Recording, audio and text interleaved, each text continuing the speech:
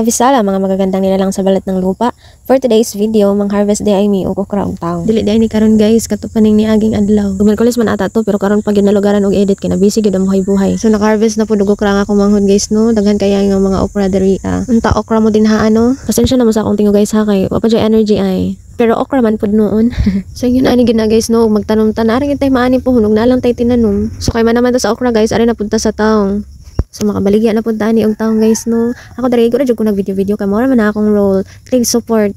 No kay basin dai mabahinan ta. Bitaw guys ay ganahan sad bitaw ko maglantaw nga kanang mang-harvest. Ganahan ko mo tabang pero sana ko pagtabang na video gani ko. Pero bitaw guys makatabang man gid ta ko pero agi ko ni tabang. Igor agi ko nag video diri ano. Ang nakanindot bitaw aning naatay manghod nga naay tanom guys no kay every time ganahan ta mo luto og gulay manguha lang ta sa iyang garden. Libre na gid ang panudan basta magkugi lang. Usahay lang gid sa dinon magtapo lang sa gid og luto mo na magpangapas mo ang agi. Kay non sad guys ang ako ra magud ganahan aning taong kay kanang torta ba. If gisawon siya kay di ko ganahan. Then nagtry ko ato kasaw kana ang torta bitaw siya nga lahi ang pamaagi. Ko pud tong video pero perti pud laging palpaka kay parat kaayo. Aside sa parat wagid sad siya nagkadima o digid siya mao ang ako gi-expect nga outcome ba sa ako giluto. So mao to guys, naabot na mi sa balay then ang kaning mga taong og okra pamilian na ni siya guys kung asay class A, class B, kung asay angay baligya or asay angay pabilin. Then ang sa okra ani guys kay gipabilin lang tong mga guwang na. Then mao na siya guys ang mga napili. Pag humana na guys kipang timbang day na then gibaligya mao na nang hali. Para tatatamen guys, Avisala Eshma sa inyong panonood.